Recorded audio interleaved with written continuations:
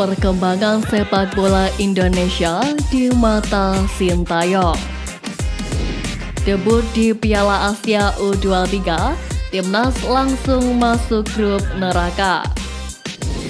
STY ungkap alasan tak panggil Sirus Margono ke Timnas. Jadi, simak terus berita Timnas PES selengkapnya.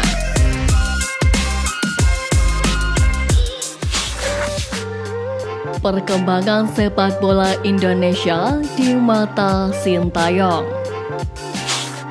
Sudah hampir 4 tahun Sintayong ditunjuk sebagai pelatih kepala Timnas Indonesia.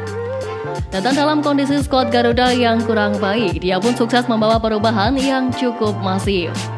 Salah satu buktinya adalah membuat Indonesia saat ini berada di peringkat ke-134 klasemen FIFA, di mana dulu sebelum Sin datang posisi Indonesia bahkan ada di ranking 173 FIFA. Meski butuh waktu sejauh ini, perkembangan performa Indonesia terus meningkat. Sintayong menjelaskan Indonesia merupakan negara yang besar. Bahkan ada lebih dari 270 juta jiwa masyarakat yang tersebar dari Sabang sampai Merauke. Kondisi ini jelas menunjukkan bahwa masyarakat tanah air memiliki potensi yang besar. Pelatih berusia 53 tahun ini melanjutkan, dari jumlah tersebut lebih dari 80% menyukai sepak bola. Sepak bola sendiri merupakan salah satu cabang olahraga yang cukup populer di tanah air. Bahkan mereka memberikan dukungan para klub lokal di daerahnya masing-masing. Meski jadi negara yang gila bola, kondisi bola sepak di Indonesia sempat kurang meyakinkan. Saat Sintayong datang, banyak hal yang harus diperbaiki demi menghasilkan pemain-pemain berkualitas. Perlahan kondisi ini semakin membaik dan bisa dilihat saat ini mulai banyak perkembangan.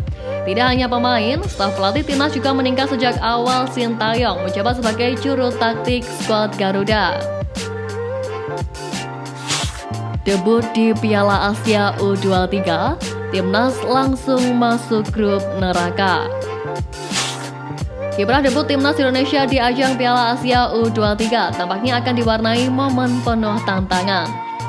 Dalam waktu dekat, skuad Garuda Muda memang akan menjalani kiprahnya sebagai debutan di Piala Asia U23 2024. Meski berstatus debutan, timnas Indonesia mengusung target tinggi di ajang tersebut.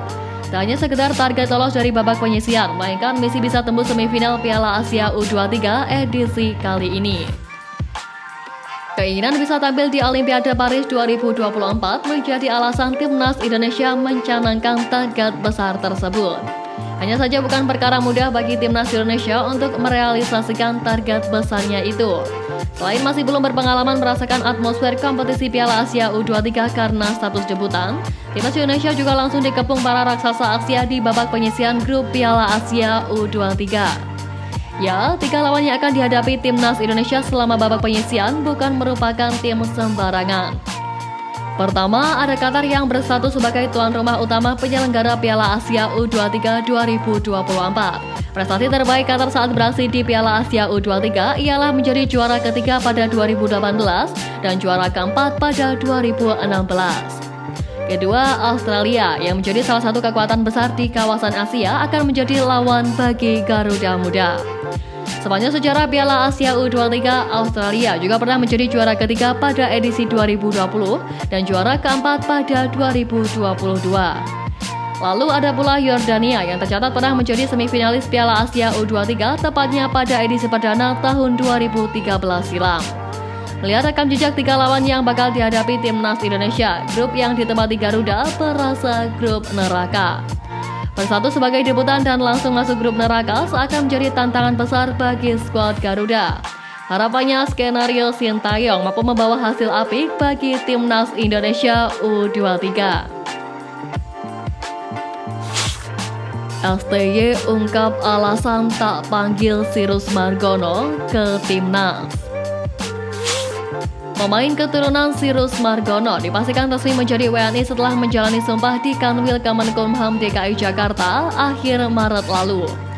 Akan tetapi pemain yang berposisi sebagai kiper itu belum juga masuk dalam daftar pemain yang dipanggil Sintayong.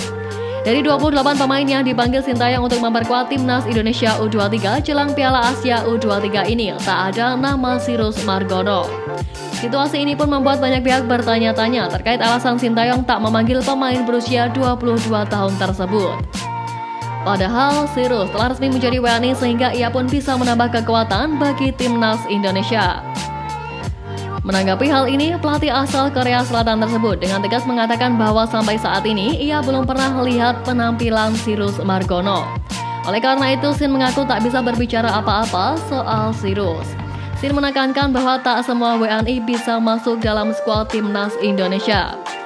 Tentu pernyataan ini tak hanya berlaku buat Sirus saja, namun ini berlaku buat semua pemain yang ingin membela tim merah putih.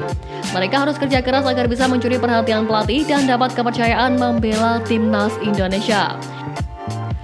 Sintayong pun pasti memiliki kriteria tersendiri terkait pemain yang diinginkan untuk skema permainannya. Seluruh pilihan Sintayong tentu juga demi timnas Indonesia meraih hasil api.